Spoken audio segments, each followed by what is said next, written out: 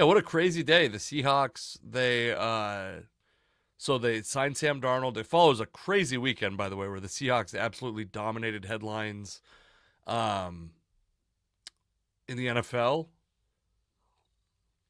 So a couple things we know now since because I did a hotel room podcast, a hotel room live stream about the Geno Smith trade right after it happened, right after it was in between when I woke up for a nap and when I left for my show in Spokane, Washington. Fun shows, by the way. Danny Jolis, go check him out. Very funny comic that I was opening for most of the time. Also, by the way, got some big comedy news. So give me a follow at Casey McLean Comedy, and I'll update you on that when I'm allowed to. Not allowed to. I have some news for you that I'm not allowed to update you with. Anyway, so we found out that the Seahawks actually got the Raiders' 92nd pick, which originally belonged to the Jets. It was the pick that they acquired for Devontae Adams. Yeah, and so the Seahawks have the 92nd pick in exchange for Geno Smith. I think there was some dead money obviously going that direction.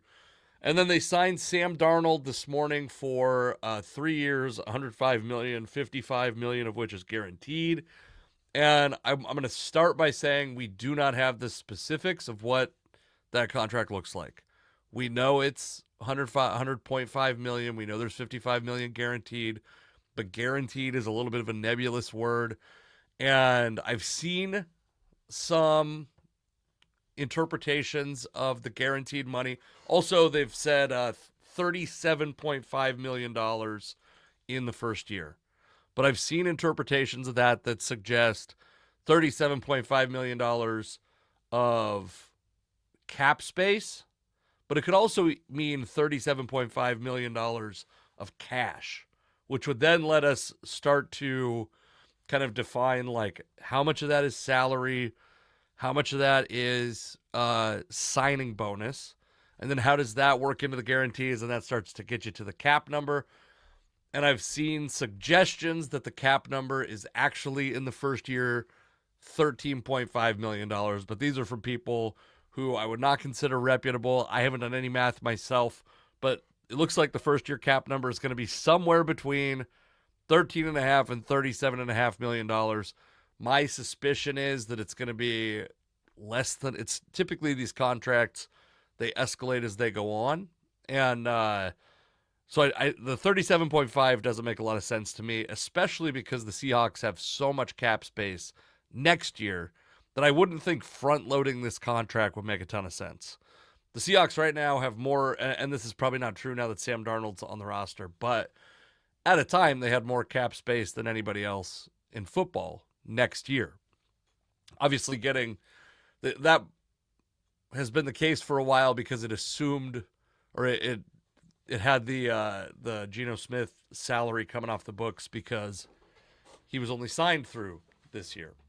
Anyway, I will say this is a little bit of a lackluster move. I was hoping that I would be able to record this before the Seahawks had signed a quarterback because my genuine feeling was I didn't think they were going to sign Sam Darnold.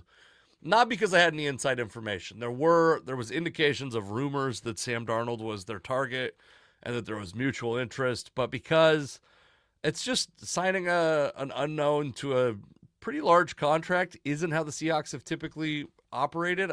I will say like this contract kind of falls in between I think in between what I would have wanted the Seahawks to sign Sam Darnold for and what I think some of the early expectations, especially before he played in his final 2 games of the season, what the expectations were then. I mean, I was just going back through some predictions that other people made today and some projection systems, and they were suggesting over $50 million. I don't think that was ever going to happen because, I mean, that's rarefied air for quarterbacks. But I do think there was a point where the expectation was that it was going to be significantly higher than the $30.3 million or 33.6 $33.5 million average that it is right now. It seems like they're going to be able to get out of this contract after a year or two, which is kind of what they did with Matt Flynn. If you're frustrated by this contract, we'll go through the reasons why people might be frustrated by the Sam Darnold signing. I've seen people say, well, Sam Darnold is not really better than Geno Smith. He's like just as good as Geno Smith. Yeah, I think that's true. I don't think that Geno Smith didn't get traded away because he's a bad quarterback, or at least not because the Seahawks perceived him to be a bad quarterback. I think the Seahawks thought he was a pretty good quarterback. And then you hear all this stuff from like film nerds that are like, oh yeah, he's like a film darling. People love the film. They love the Geno Smith film. And I agree. I mean, you see that dude play and you're like, yeah, this dude has all the tools to be a tremendous quarterback.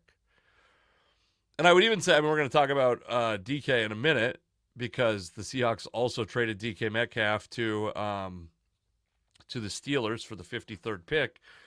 But I was watching friend of the podcast, Dan Viens, last night talk about kind of previewing this legal tampering period. And I saw Bryce Coots, who is presently scheduled to, I'm going to talk to him this week is the schedule. I don't know. It'll probably get released on Thursday. And that's presuming neither of our schedules go to shit before then. But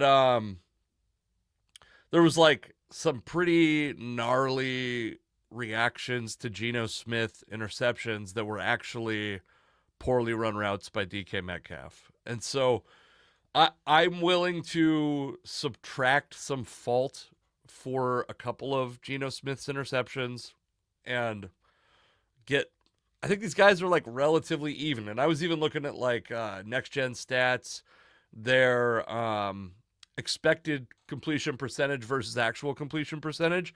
And they're like, I mean, they're literally within 0.1% of each other. PFF rankings, they're ranked, I think Geno was 9th and Sam Darnold was 13th or something like that, but they're not separated. They're in the fat part of the bell curve. And I bet if you made a couple like worst and best game omissions, they're pretty close. I think that Geno Smith and Sam Darnold are pretty close in value. I think that's right. And I understand that it doesn't feel like an upgrade, but I'm gonna bring this kind of topic up a couple times as we talk through this. It's not just, is Geno Smith better than Sam Darnold? Because the Seahawks didn't just get rid of Geno Smith and bring in Sam Darnold. They also got a third-round pick, which is valuable, late third-round pick, but it's still a third-round pick.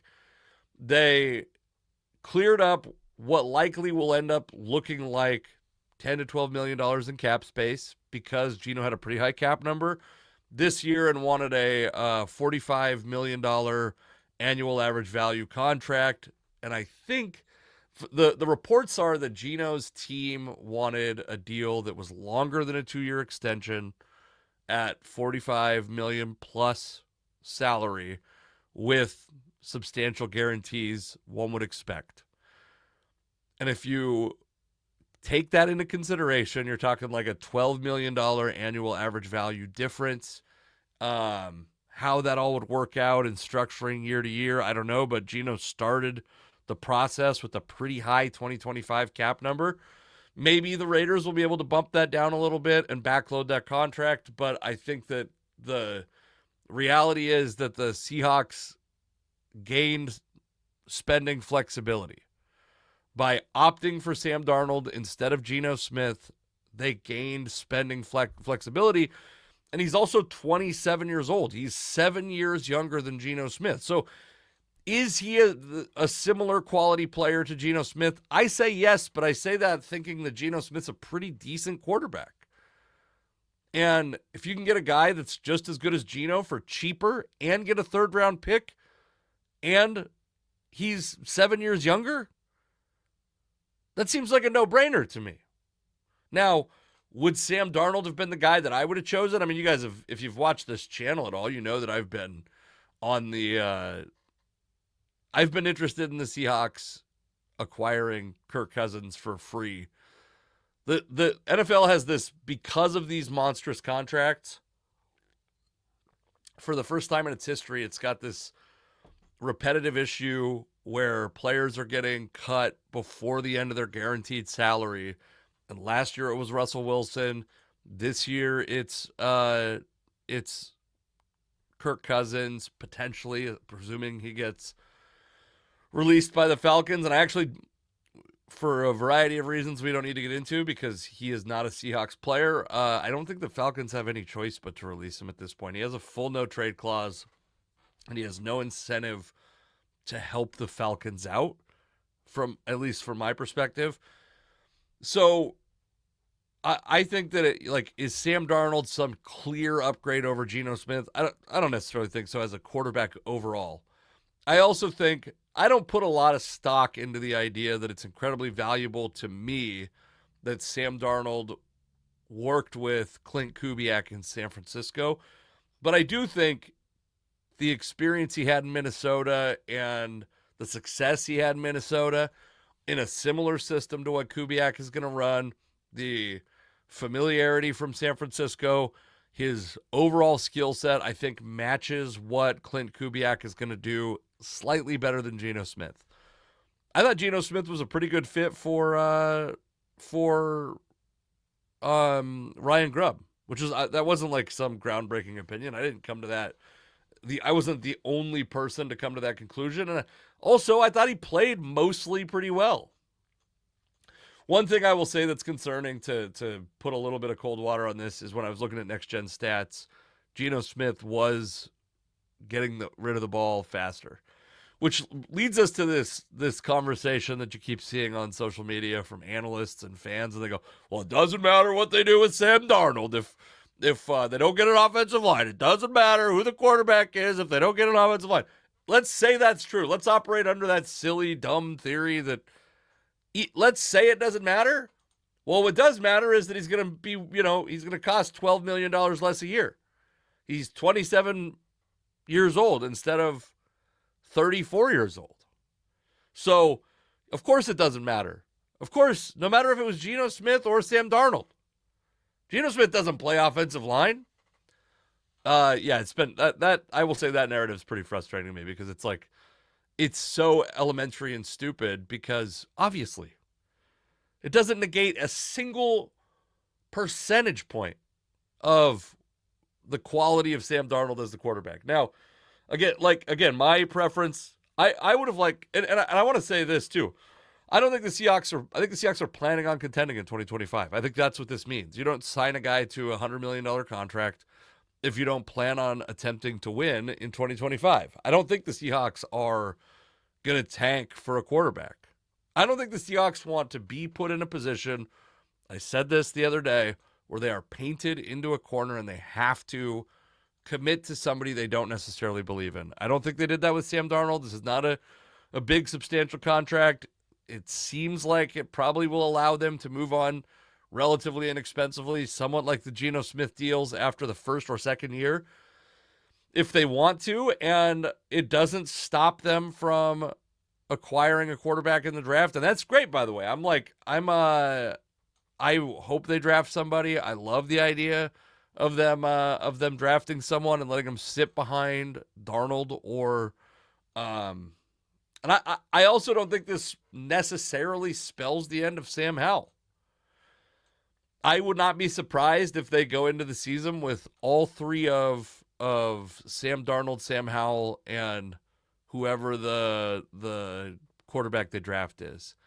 I do think it probably stops them from prioritizing quarterback before they think that person's a good value. I like Quinn Ewers. I know that the whole world is falling in love with Tyler Shuck. I do kind of think it negates the some of the appeal of Shuck being a guy that can come in and play right away because he's, I think, going to be 25 years old. But I think it allows you to maybe wait a couple extra rounds and take, if you have a similar grade, let's say they have a similar grade on Quinn Ewers to Jackson Dart, for example, and there's still a lot of buzz around Dart going in round one. I don't think you have to draft Dart in round one. I don't think you necessarily have to draft Ewers in round two. You could wait till round 3, and if you like Shuck, you could take Shuck if it's late enough. I like Curtis Rourke. I know there's some people out there that like the Notre Dame kid, Riley Leonard, and the Syracuse kid, Kyle McCord. Like, I know there's people with a variety of opinions on these quarterbacks. I like a couple of them, and I think as you because of this, because the Seahawks have a reliable veteran starter on the roster, they don't have to, and veteran, but in his 20s still, they don't have to make that decision. And I do think there's been a lot of like, and unfortunately I didn't get to record this before the question got answered, but people were like, oh, Geno's gone, now what? Well, of course, like, you might have to wait 16 hours or whatever, 72 hours to find out now what. Yes, of course, they may not have the answer right away, but they did have an answer. The Seahawks did have an answer. They're not punting 2025. I think that's like, they're not punting 2025. 2, the answer wasn't going to be Sam Howell. The answer wasn't going to be nobody. The answer wasn't going to be draft a guy that you shouldn't draft at 18 and start him. That's never been, as much as people want to talk about how they don't trust the Seahawks or John Schneider to make, the Seahawks have actually done a really good job against I think, going against conventional wisdom and certainty. The Seahawks have been very comfortable with uncertainty at the quarterback position. They released Matt Hasselbeck, and they had already traded for Charlie Whitehurst. They signed Travaris Jackson. They signed Matt Flynn to a deal that was kind of easy to get out of after the first and second year. They draft Russell Wilson in recent years. They trade for Drew Lock. They kept Geno Smith as the backup. Trade for Sam Howell. They are taking volume. They're taking a volume of attempts to get guys in, see if they can be developed, and if they can't, or if it doesn't work out, or if their demands start to exceed their value, they move on from them. And they've done a very good job of that since John Schneider took over as GM. Now, I would say I'm like, if you give me the choice, Quinn Ewers in the second or Jackson Dart in the first, I'm probably taking Quinn Ewers. If it's Tyler Shuck in the 5th versus Quinn Ewers in the 2nd, I just kind of like Quinn Ewers. But if you omit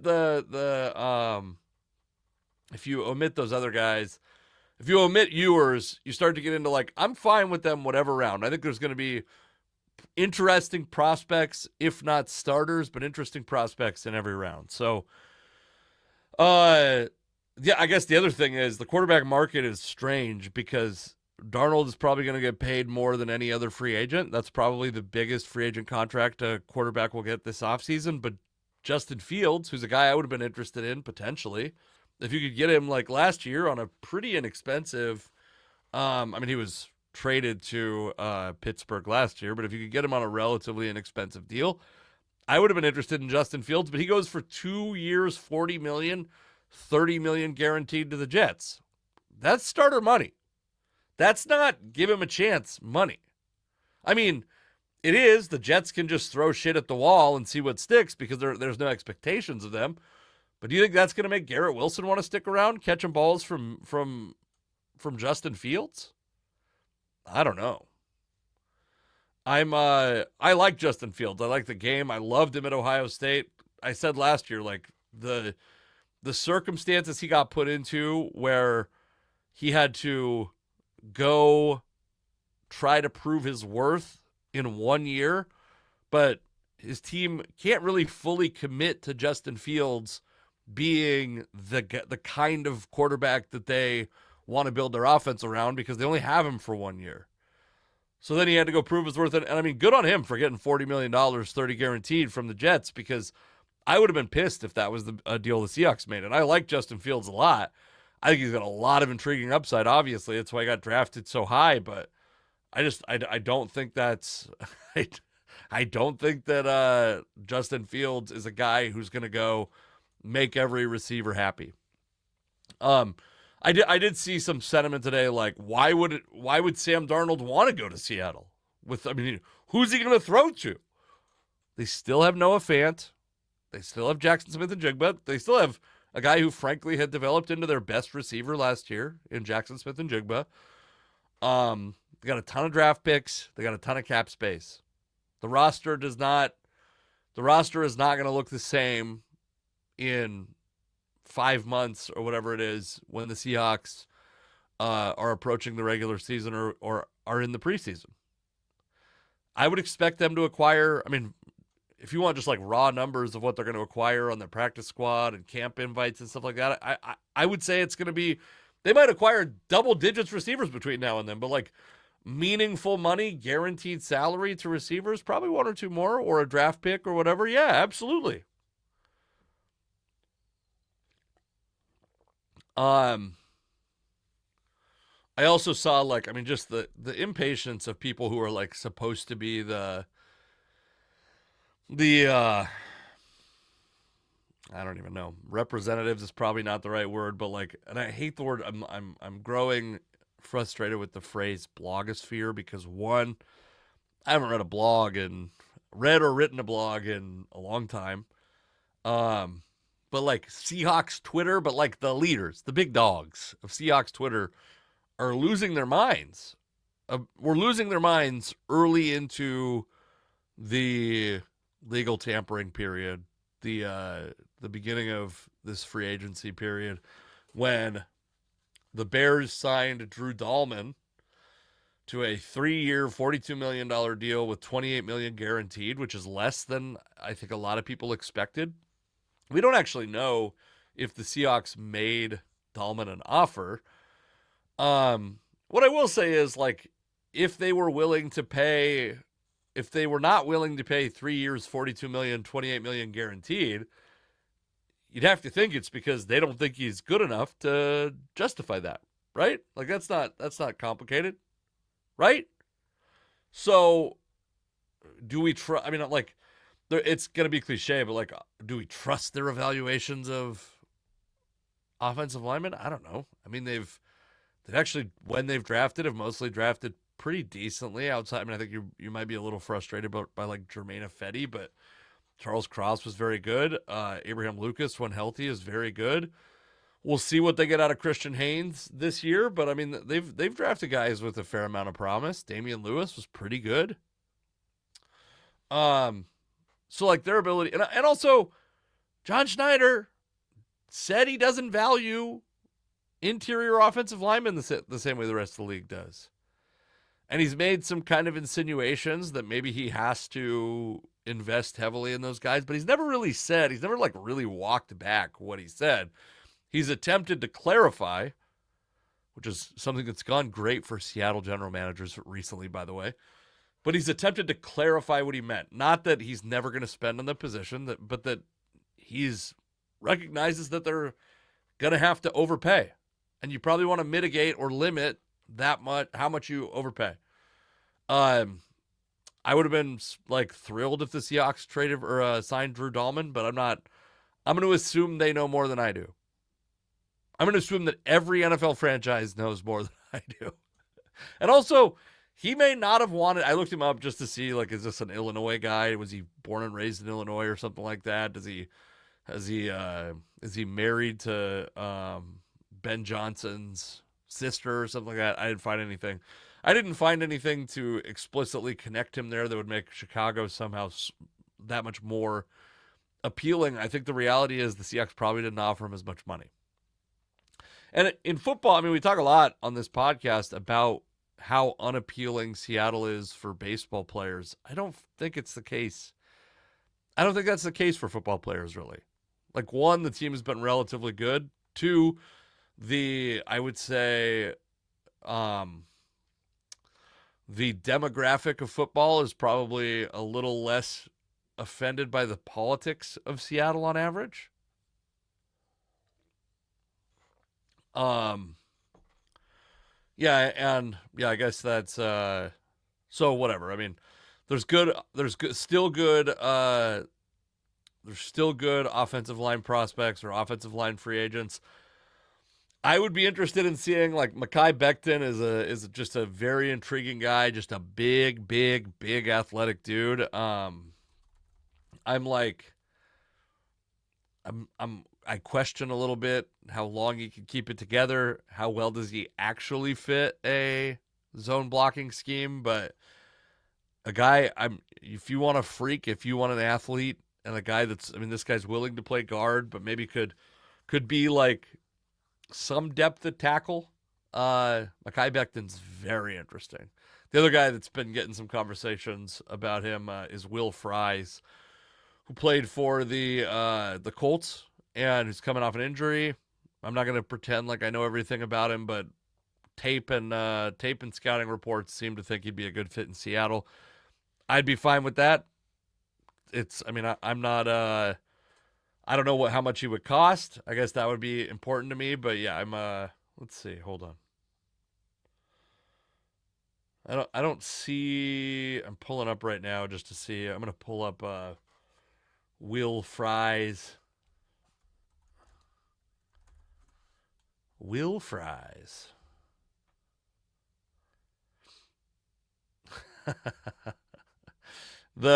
Some of the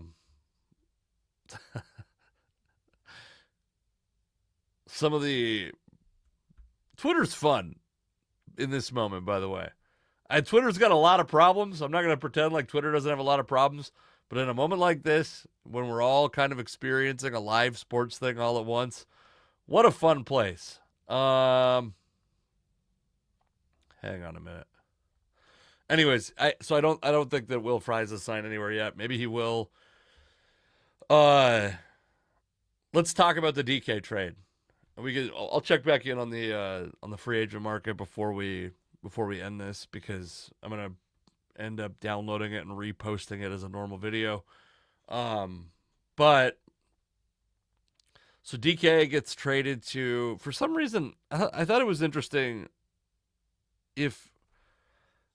I think it's obviously like PR spin, but the initial reports were that the Seahawks wanted a first plus, like a first and a third for DK Metcalf. Like, obviously, first off, I think it was pretty obvious that wasn't going to happen. The NFL is not as high on DK Metcalf and has never been as high on DK Metcalf as the fans of the NFL are, especially Seahawks fans. I mean, Seahawks fans, the year he got drafted, wanted the Seahawks to draft him in the first round. He was obviously, tore the combine up. And he ends up slipping. And I would say the DK Metcalf, first off, I'll start by saying this. There's a part of me that's very sad to see DK Metcalf go, because my daughter, the only player she knows, the only player she cares about is DK Metcalf. In fact, yesterday, when we were, was it yesterday? Yeah, did he get traded? I'm like, by the way, I'm pretty travel weary right now. I think it was yesterday, but yesterday also feels like it was 400 years ago. When he got traded, I told my daughter, I was like, DK Metcalf got traded to the Pittsburgh Steelers, and she goes, well, that's my favorite team now. I like the Pittsburgh Steelers now. And I was like, you don't like the Seahawks anymore? She's like, I still like the Seahawks, but I like the Pittsburgh Steelers more because I like DK Metcalf. I was like, okay, well, we're going to I'll try to talk you out of that at some point. The DK trade is, the Seahawks get the 53rd overall pick, I believe, from the Pittsburgh Steelers. I think, and then DK, by the way, signs a 4-year, $132 million extension to make his contract 5 years, $150 million. Let's start with this. I don't know what Geno Smith's going to sign. There's a somewhat decent chance that whatever he signs, I would have been perfectly perfectly acceptable to me if the Seahawks signed him to that extension. There's a chance. I think the chances are sub 50%, but there's a chance. DK Metcalf already signed his contract. I do not want DK Metcalf on that contract. I would rather the Seahawks devote money to Jackson Smith-Njigba, Devin Witherspoon. This money is finite. It's not my money. As everyone has to point out, it's not your money. I know it's not my money, but it's a percentage, it's a ratio. It's a part of this finite amount of money that the Seahawks have to spend, and I'm rooting for the Seahawks to get the best talent they can for that amount of money. which makes me an ownership-loving, boot-licking, whatever. I don't give a shit. I want the Seahawks to win a Super Bowl, and I think their best chance is to not pay DK Metcalf $30-something million a year. I also think, one, I think he's a great fit in Pittsburgh. His physicality and his willingness to mix it up down the field, his willingness to be just a devastating blocker as a receiver is going to endear himself to the Pittsburgh coaching staff and Pittsburgh fans. And I mean, the big guy that everyone thinks about when it comes to wide receiver blocking is Hines Ward. But this is the kind of guy the Steelers have liked forever. And I do want, I mean, I'm in my old man era where I don't really care about once the Seahawks won a Super Bowl, I can get over the 2005 2005 season Super Bowl loss. I don't carry the same torch against the Pittsburgh Steelers. I also have kids, and I just can't care about that kind of stuff. You're what you care about shifts. But yeah, I'm rooting for DK Metcalf. I would like to see him do well with the Steelers. I don't want him to make the Seahawks regret trading him, but I would like to see him have a very good career in Pittsburgh. And, as long as it doesn't come at the expense of the Seahawks' success, I don't mind the Steelers having success with DK Metcalf. 53rd overall pick is interesting because, as I'm sure some of you are aware, this draft is not top heavy, but it's been kind of reported as being like the midsection is pretty big. So for some folks, I think there's an example of it. I don't know. I haven't seen an exact number quoted by very many people, but it would be like they have 10 guys with first round grades, but they have 120 guys with top 3 round grades, which the exceeds the size of the first 3 rounds. If that's the case, adding 2 extra picks in the top 100 picks, and I want to say between DK and Geno, freeing up I think it was $49 million in cap space, a big chunk of which did get devoted to Sam Darnold. Again, we don't know the exact numbers, but for sure a huge chunk of that got devoted to Sam Darnold. But and then also, and to get those top 2 pick or those 2 top 100 picks, I'm happy with that. They're not sexy. I don't think anyone fleeced anyone. I was stoked to see the Seahawks. I would have been genuinely okay with the Seahawks extending, playing Geno Smith on his contract, or releasing him. Any of those 3 scenarios I would have been okay with. So, because there were positives and negatives for all of them, and as long as they were going to go do something with the money, I thought releasing him would have been fine. I didn't feel that way about DK. I would not have been happy if the Seahawks released DK Metcalf. To go get the 53rd overall pick maybe isn't that exciting. I will say, this is why trading him last year might have made some sense. If the Seahawks could have gotten a first-round pick by trading DK Metcalf last year, when he had 2 years remaining on his semi-team-friendly contract, maybe they should have. I know there was some conversation locally. I don't know if there was any organizational conversation about it really, but that people were just getting skewered for the mere suggestion that the Seahawks should trade DK Metcalf, and I would have been fine with them trading him. I'm telling you, this is if you're trying to make anything entertaining about the Seahawks, they're doing a great job. But I also, from just a practical perspective, I think they're having a great offseason. Hang on.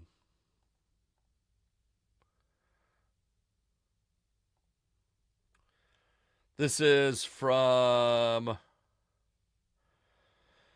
Ariel Ishanov. I don't know. I'm probably messed that up. Ben Johnson built a better offensive line in 1 year than John Schneider did in 10 years. Maybe. We'll see. I mean, he certainly has spent a lot of money there. He's got a number 1 overall pick quarterback on a rookie contract, which makes things significantly easier. But yeah, you might be right. That might be true. we'll see. I mean, the free agency just started. And granted, like a lot of these moves are going to be done before even these contracts can actually be signed, but there's still time. Anyway, also I'm going to say about the Dahlman and the center situation, because I got into a little bit of a discussion on Twitter a couple weeks ago. I would not sleep on the idea of Christian Haynes getting a little run at center in camp and throughout the season, and maybe justifying the excitement around him last year. He might also get a shot at guard, but I know in the Senior Bowl he spent some time at center. And if you really believe the center is that important for Clinton Kubiak's offense, and Christian Haynes, every report about him was this guy has the greatest IQ of any. I mean, he's like the smartest offensive lineman and has physical talents to be good. This sounds like a center. And if the difference is the guy is snapping the ball or not snapping the ball, I'm not going to tell you that I think that like Christian Haynes definitely can't snap the ball to a quarterback and also be the smartest offensive lineman on your offensive line. So I would just keep an eye out for that. And I think you might see significant improvements just from the rookies, like the use of rookies and young guys that got actual playing time last year for the first time in their NFL careers, and maybe getting Christian Haynes a little more playing time this year. So I get the obvious DK Metcalf question is what do the Seahawks do to replace him? There's not a ton of great options in free agency. It's not a super strong wide receiver draft, although I would say there's a variety of guys. There's a few guys that are stamped. There's a few guys that have a couple of positive and negative traits. Nobody's going to be DK Metcalf for a long time, physically, right? There's a kid I can't think of his name, but the kid, Carolina drafted him last year. That's like the quote unquote next DK Metcalf, but DK is an absolute athletic marvel.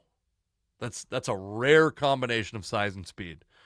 And people say that a lot, but this is true in DK's case. He is remarkably rarely gifted. But yeah, they're gonna add guys. That's the answer. Is like they're gonna what's the question? Of course, yes. When the move gets made, they don't have the guys in place necessarily. They will certainly have to add talent at the receiver position, and they have not done it yet, so far as I know. I haven't seen anything. I'm not like we'll take another quick look since we are live. I do see on Twitter my friend Steven Ryan says I can't wait to trade Sam Darnold off the Seahawks in the next Madden. I think that's a funny tweet. That's almost always what I do, by the way, is I almost always rebuild with another quarterback. The exception to that being the years that I had that the Seahawks had Russ. And then you would try to ride it out until Russ retired. Yeah, I don't think they've done anything with the receiver group yet. What I would really love to see is, here's another tweet that, that it doesn't matter what they do at quarterback if they don't do something on the offensive line. Dumb motherfuckers. I don't think they've done.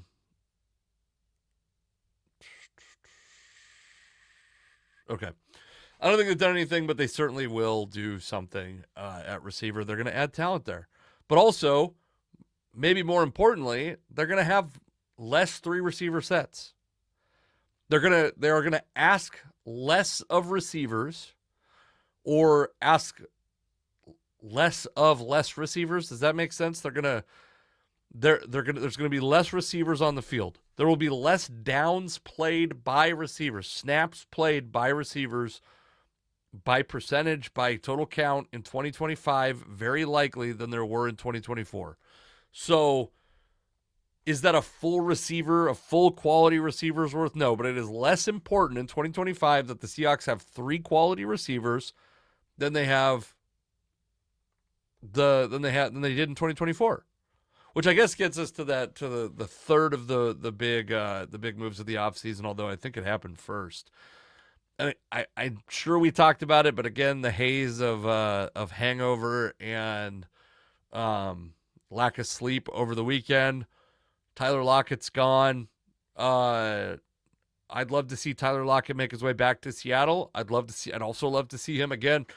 I now have a team to root for in Las Vegas, and I would to imagine a time in my life 15 years ago, if you'd have been like, there's a time in your life when you're going to be rooting for, tangentially, but for both the Raiders and the Steelers, I'd be like, you're insane. There's no possible way. But here we are, and I am, because I'd like to see Geno Smith have success. I'd like to see Pete Carroll have success. Again, not more than I'd like to see the Seahawks have success, but yeah, I want to see those guys go and do well. Geno Smith's a great story. I'm not necessarily, I guess that's the thing I'll get back, or to reiterate. I like Geno Smith. I think he's a good quarterback. He's 34 years old. Sam Darnold's 27 years old. I think they're the same quality, which I think is a compliment to both of them. I think they're both very good. Okay. Ernest Jones, 3 years, $33 million. This kind of goes in line with my prediction was about $10 million a year. I might have actually said 333. I know I said 440 many times, 4 years, $40 million. And the reason was not because I want you to know I never have inside sources. And please, if you want to be an inside source on this podcast, if you want to send me, if you're a legit, if one of the very few listeners has real inside information, send me that information. I'm happy to, and by the way, I don't even have to leak it. I just didn't think the league was going to view Ernest Jones in the same category as the top off-ball linebackers, considering he's been traded for not huge packages twice in the last season. He played well in Seattle, but I just didn't think that it was going to happen. And so he got 3 years, $33 million. We don't, as of now, as of my knowledge, we don't know I think it's $15 million guaranteed, but we don't know the structure of the guarantees and the cap hits. Yeah, fine. That's fine. It's good. 3 years, $33 million. Happy with that for Ernest Jones. No notes. Jaron Reed, 3 years, $25 million. That, I will tell you, is a somewhat curious contract because Jaron Reed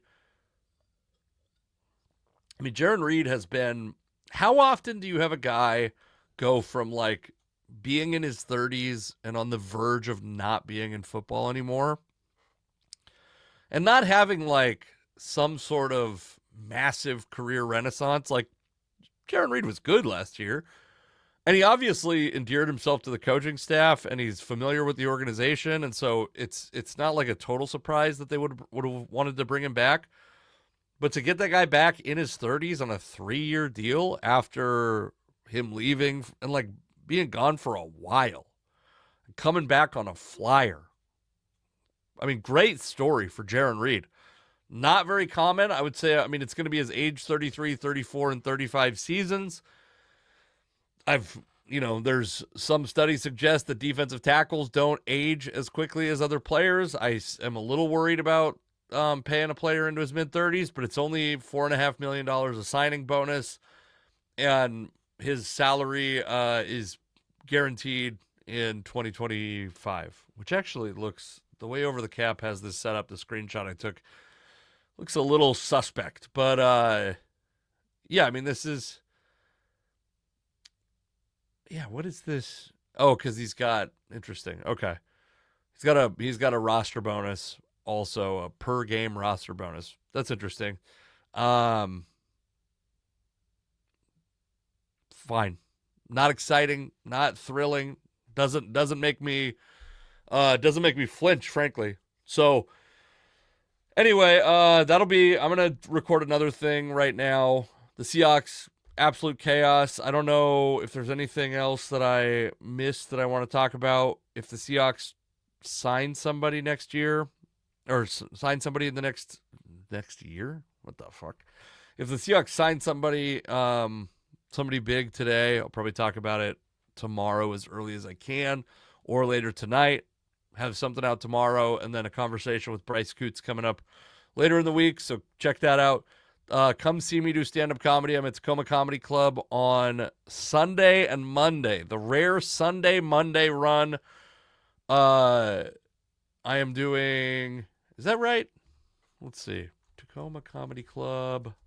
I think that's right. I believe they are having their St. Patrick's Day show. Oh, shit. I'm getting pop-up messages. March 17th, they're having their St. Patrick's Day show. And then a Make Me Famous show, which is a live taping show that Jesus Christ. Get out of here. They got a pop-up. What's going on with your website, Tacoma Comedy Club? All right. This will be up in a minute on the regular video feed, and then something else coming out for tomorrow. Bye.